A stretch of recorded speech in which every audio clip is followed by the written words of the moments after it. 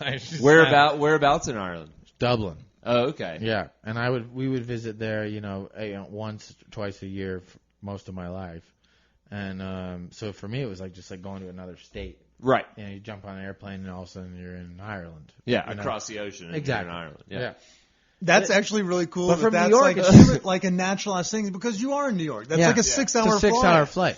But that's like us trying to come to Colorado as a family of 5. Well, it's a fucking process. That's a long flight. Yeah. And you're in a whole other place, and you're like, but we're still in America. No, I get it. That's just really cool that I didn't have a passport until I was like 30. Yeah. Okay, so after high school, you hopped over to Ireland. My dad wanted me to go to the military, and I didn't want to go to the military. And I didn't want to go to college, though, either. I knew I didn't want to go to college. I was in school my whole life. I was like, definitely not military. Yeah, but. I really didn't know what I wanted to do. But I just knew I wanted to, like, have fun and, like, I want to have some fun job or something. Yeah. Ireland, great choice. Ireland's a great choice. My mom, was, fortunately, she was based there as well. She was a diplomat for the American embassy. So, which is, like, impressive in itself from what I, growing up with her because, she didn't go to college. She really worked her way into some crazy career that she's in now. Wait, your mom's a diplomat? Yeah. Does that mean that we could fuck around and not get arrested over there if we went to party? If we all went together, sure. Well, yeah, you're coming. Yeah. Or let me just get a card, maybe. Yeah, right. I don't even know. I don't call. Yeah. Something I could just flash. Yeah. Just be like, I don't know if you know this, but Brad's a comedian friend of mine. Belenger. I don't know. I said it right the first time. Well, and that it was like really convenient. Don't get me wrong. I totally am like so lucky that was like. Yeah, that's just one of those neat happenstances, and you were able to. I might as well just do that. I want to know more about Dublin. And I didn't. My mom was gone a lot when I was younger, so I was like, man, I'll get a chance to hang out with my mom. That'd be great. So yeah, I ended up just saying I failed my ASVAB test on purpose. I was like, put C for every answer, and I was like, I'm going to Ireland. Wait, for what test? For like your military exam. I never had one of these. Yeah, I never got to that point. So y'all both spent time abroad, and I'm just over here like a landlocked schmuck. Yeah, it's okay though. Okay, yeah. Hold on, I like bangers and mash. Yeah, so it's delicious. So when you went over there, did you stay like with your mom?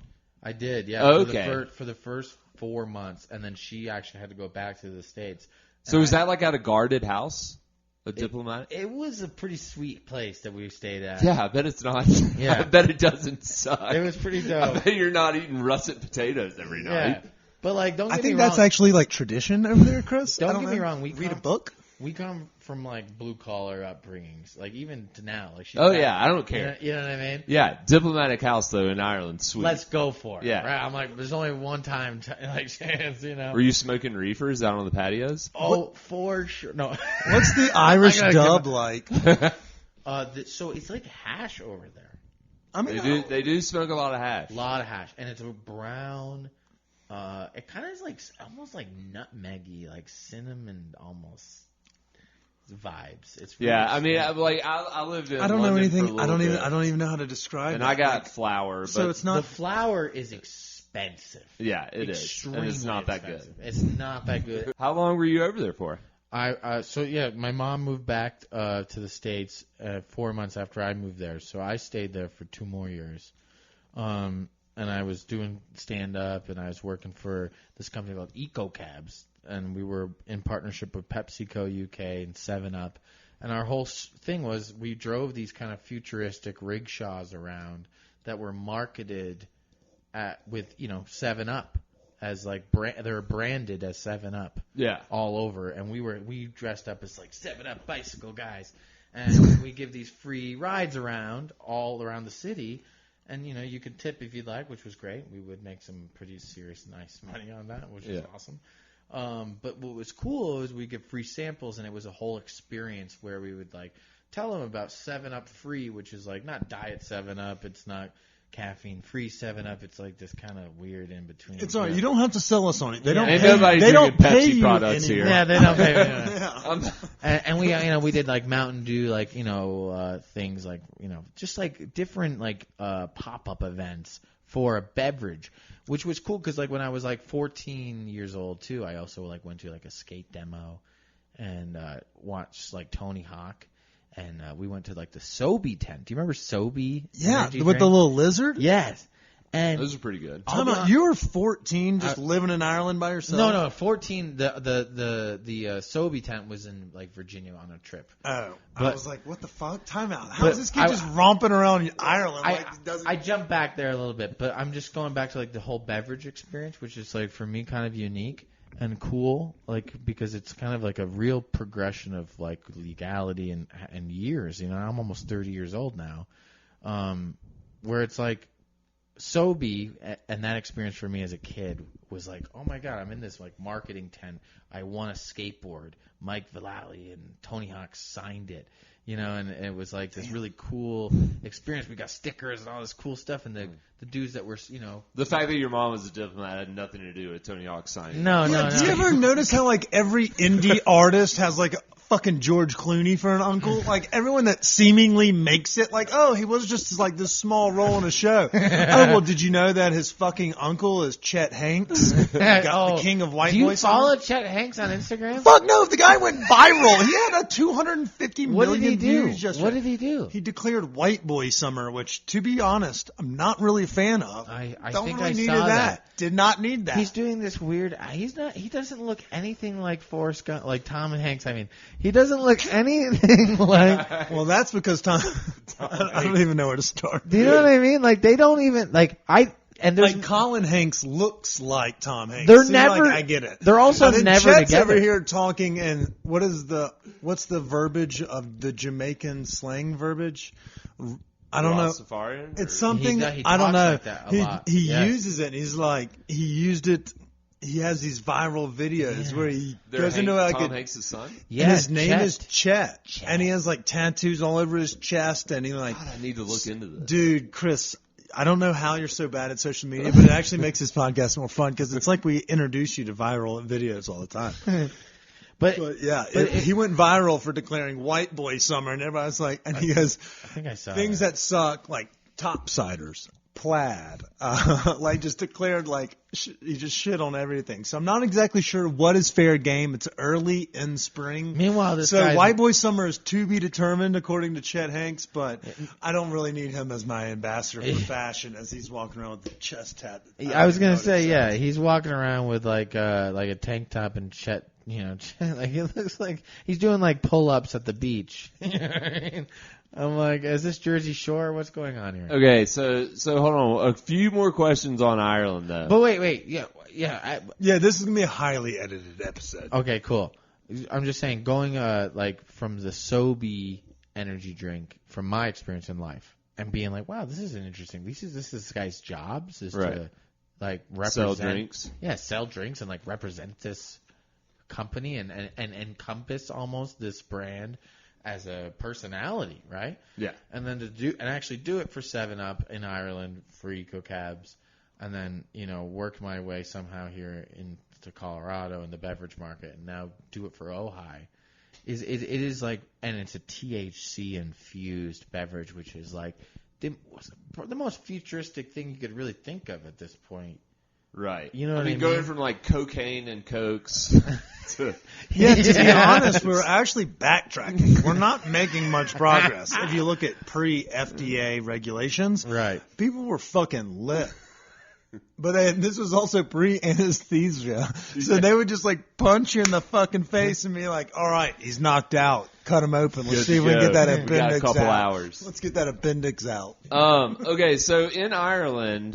why are you stuck on Ireland? Well, I got a couple questions. You said, is that kind of where you started doing a little bit of stand-up? Yeah. All right, what's the comedy scene like in Ireland? It is awesome. Bunch of redheaded stepchild jokes? It is.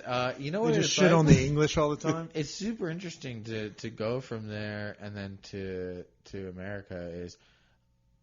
It's really all the same. It's all just a bunch of people trying to say a couple jokes and make something of it, and potentially get onto bigger stages and really get a name for themselves as a comedian. All right, you got to have a good like Irish joke or something.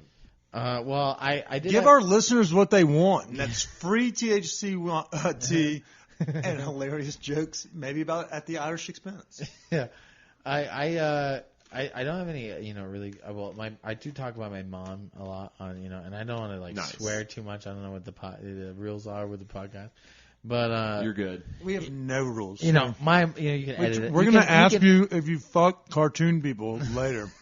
Okay, good. So keep that in mind. Just beep it out and. No, we don't do that. Your Mom. mom's going to hear this, Brad. Well, she's no, going to she's hear heard what the you joke. did. She knows about it. All right, let's hear it. Is it a No, dirty it's not. joke? I mean, it's just not so much like a joke. Can we, Well, it's a joke. is your mom on Instagram? She's not. No. But she's older, and so she's she's just like I would imagine. she's so. an old Irish lady, and she sounds like Conor McGregor, like full on, So that's like a weird. That's awesome. That's a weird upbringing. You're growing up, and like your mom is like, "Hey, you'll do nothing.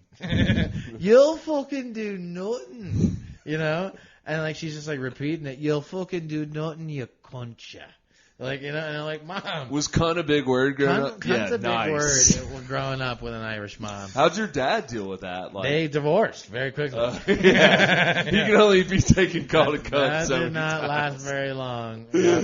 Oh, man. Yeah. Well, to be fair, my parents got divorced fairly quickly, and I don't know if cunt was a regularly used word. It's very much in my vocabulary For and sure. on this podcast. It's weird. We've tried to water it down. I use it on casual terms. I like almost like the Brits, Yeah. like you cheeky cunt. Like Yes. that was a good joke. Yes. Like And you talking about your mom being like Conor McGregor, that was cheeky, you cunt. Exactly. In fact, the rest of this episode, we're using it.